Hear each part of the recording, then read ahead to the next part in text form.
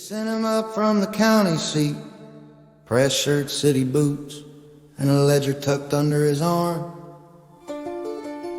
Said his name was Harlan Boone, or maybe it wasn't. Records never kept straight on men who worked for the treasury. He called himself a collector, but the mountain called him something else. He arrived at the Dryden Depot just before dusk, stepping off the train into the mist, platform boards creaking under his polished shoes. Wrong kind of sound for this place. Folks at the general store went quiet when they saw him. Said he was here to settle unpaid debts with the local distillers, and nobody spoke. An old-timer chewing tobacco finally said, "Don't walk the creek after dark.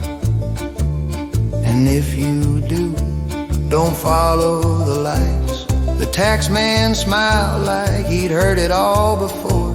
He believed in laws written on paper, not the ones carved into limestone and creek water.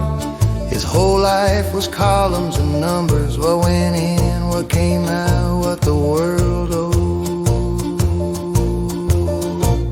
But the mountain doesn't keep his books that way. That night the rain came sudden, hard, sharp drops like nails. He pressed on anyway, his lantern swinging in the dark.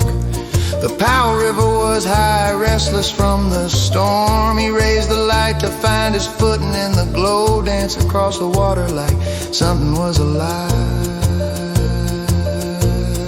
Folks say that's when he saw the others, shapes at the far bank carrying their own lights. They moved between the trees like they were waiting for him. He called out, but the wind took his words. When the thunder cracked, they were gone. Only the reflection of his lantern stared back from the river, brighter than before, too bright by morning. The storm had passed, they found his hat snagged in a root tangle downstream.